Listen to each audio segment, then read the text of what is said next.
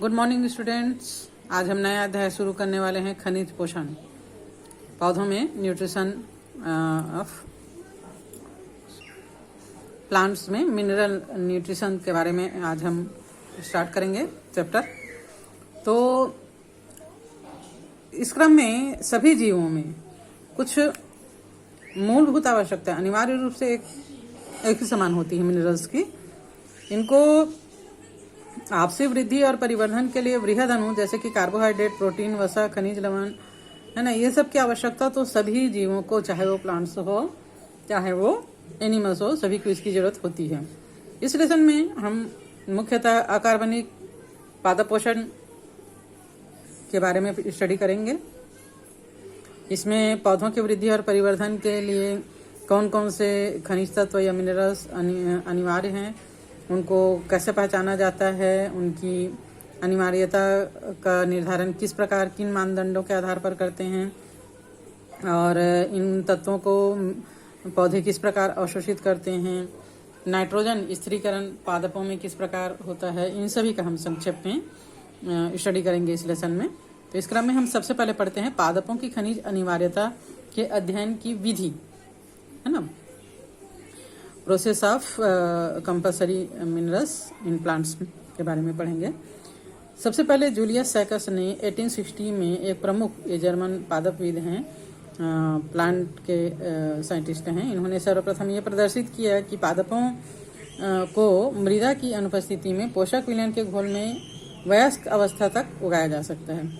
पादपों को पोषक विलयन के घोल में उगाने की ये तकनीक जो है वो हाइड्रोपोनिक्स यानी जल संवर्धन के नाम से जाना जाता है। पानी में किसी भी प्लांट के लिए जितने भी आवश्यक पोषक तत्व है उनको घोल बनाकर रखा जाता है, उसमें प्लांट को लगाया जाता है, तो इसको हाइड्रोपोनिक्स कहा जाता है। इसके बाद कई उन्नत विधियां प्रयोग में लाई गई है, जिससे पादपों के लिए खनिज पोषकों की अनिवार्यता जो है वो तय किया जा सकते है ना।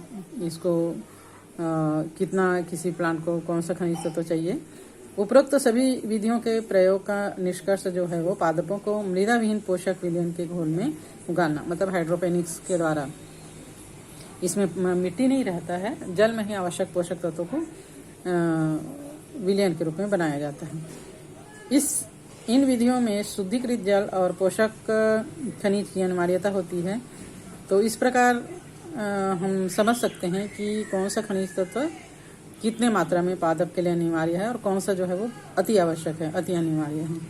श्रृंखलाबद्ध प्रयोगों के पश्चात जिसके अंतर्गत पादपों की जड़ों को पोषक विलयन में डुबोया गया और उसमें एक तत्व को डाला या हटाया गया और विभिन्न सांद्रताओं में दिया गया, तो एक खनिज विलयन प्राप्त हुआ जो पादप वृद्धि के लिए उपयुक्त था। इस विधि के द्वारा अनिवार्य तत्वों को पहचाना गया और उनकी कमी से होने वाले लक्षणों की खोज की गई। जल संवर्धन की तकनीक को सब्जियों जैसे कि टमाटर, बीज विहीन खीरा, सलाद, लेट्यूस के व्यापारिक उत्पादन हेतु सफलतापूर्वक लागू किया गया है। ये ध्यान देने योग्य बात है कि पादपों की आदर्श वृद्धि के लिए पोषक विलयन को प्रचुर वायवी रखा जाए, मतलब उसमें बीच बीच में वायु जो है वो प्रवाहित करना जरूरी रहता है। यदि घोल अल्प वायवी होगा तो जो है वो जड़ों को पर्याप्त मात्रा में ऑक्सीकरण के लिए ऑक्सीजन नहीं मिल पाएगा, जिससे पौधे जो है वो ठीक से ग्रोथ नहीं कर पाएंगे। जल संवर्धन तकनीकी को यहाँ पर डायग्राम में दिखाया गया है। यहाँ पर डायग्राम में दिखाया गया है, एक पात्र में जल दिया गया है जिसमें पोषक विलयन मिला दिया गया है, पौधे को लगा दिया गया है और वातन नली इसमें जो है वो आवश्यक पोषक तत्वों को बीच बीच में डालने की व्यवस्था की गई है और वातन नली के द्वारा इसमें वायु प्रवाहित किया जाता है, जिससे पौधों को वृद्धि के लिए पर्याप्त मात्रा में वायु उपलब्ध कराया जा सके। नेक्स्ट है अनिवार्य खनिज तत्व। मृदा में उपस्थित अधिकांश खनिज तत्व जड़ों से पौधों में प्रवेश कर सकते हैं। ज़्यादातर पौधे तो खनिज तत्वों को जड़ से ही अवशोषित करते हैं और विभिन्न भागों तक पहुंचाते हैं। तथ्यों के अनुसार अभी तक खोजे गए 105 खनिज तत्वों में से 60 से अधिक तत्व विभिन्न पौधों में पाए गए हैं। कुछ पौधों की प्रजातियां सिलीनियम का संग्रह करती है, कुछ गोल्ड का और कुछ नाभिकीय परीक्षण स्थलों के समीप उगने वाले पौधे रेडियो एक्टिव स्ट्रांसियम भी अपने अंदर जमा कर लेते हैं। पौधों में खनिज की न्यूनतम सांद्रता 10⁻⁻8 ग्राम पर ml को भी पता करने की तकनीक आज उपलब्ध हो चुका है टेक्नोलॉजी के थ्रू।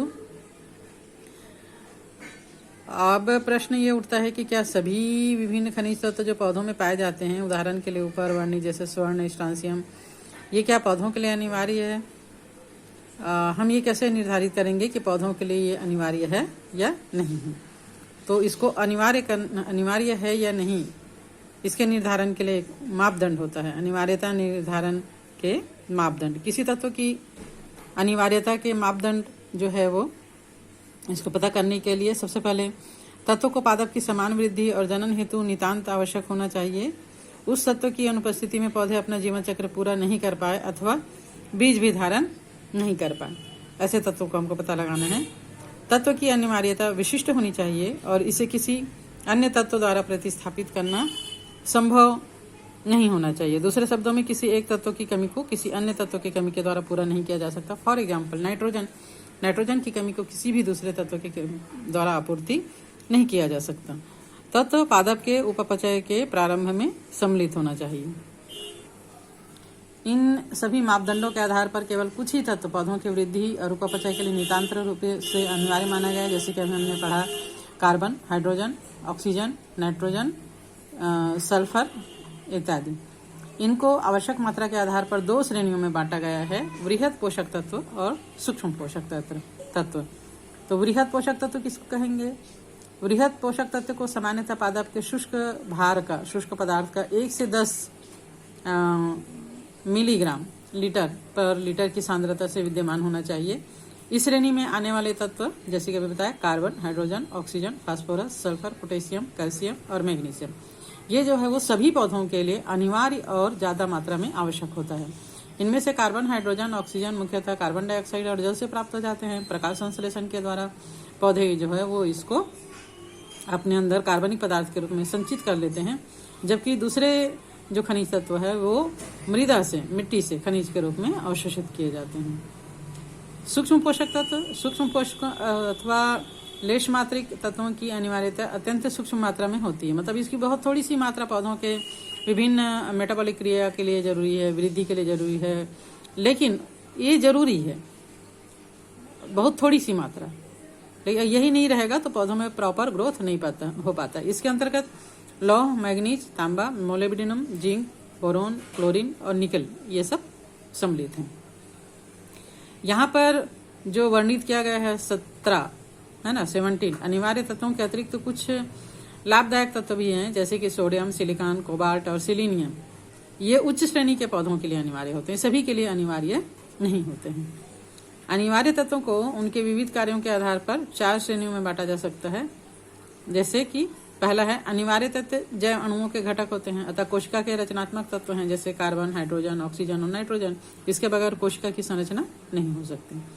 अनिवार्य तत्व जो पौधों की ऊर्जा से संबंधित रासायनिक यौगिकों का घटक है, जैसे क्लोरोफिल में मैग्नीशियम और एटीपी में फास्फोरस। इसके बगैर जो है वो क्लोरोफिल का निर्माण मैग्नीशियम के बगैर नहीं हो सकता और एटीपी ऊर्जा का निर्माण फास्फोरस के बगैर नहीं हो सकता। अनिवार्य तत्व जो एंजाइम को सक्रिय या बाधित करते हैं, जैसे magnesium ion, ribulose, bisphosphate, carboxylase, oxygenase और फास्फोइनोल पायरुवेट कार्बोक्सिलेज, ये दोनों को सक्रिय करता है। ये दोनों एंजाइम प्रकाश संश्लेषणी कार्बन स्थिरीकरण में बहुत ही महत्वपूर्ण है, बहुत इसके बगैर जो है वो नहीं हो पाता है प्रकाश संश्लेषण की क्रिया। तो जिंक आयन जो है वो अल्कोहल डिहाइड्रोजनेज को क्रियाशील करता है और मोलिब्डेनम नाइट्रोजन उपचय के दौरान नाइट्रोजिनस को क्रियाशील करता है। तो इस श्रेणी में हम और भी बहुत सारे नाम जोड़ सकते हैं।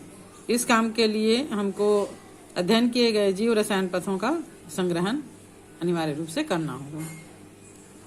कुछ अनिवार्य तत्व कोशिका के परासरणी विभव को बदलते हैं। पोटेशियम की उपस्थिति में रंध्र और का खुलना और बंद होना, ये पोटेशियम की उपस्थिति में हो पाता है ना, तो ये इसमें बहुत महत्वपूर्ण भूमिका है पोटेशियम की।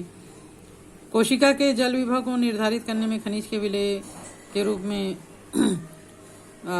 भूमिका को अगर हम याद करें तो इस प्रकार जो भी खनिज तत्व पौधों के लिए आवश्यक है उसको विलेय में हम इसका आपूर्ति कर सकते हैं। तो नेक्स्ट डे हम वृहद और सूक्ष्म पोषकों की भूमिका के बारे में पढ़ेंगे।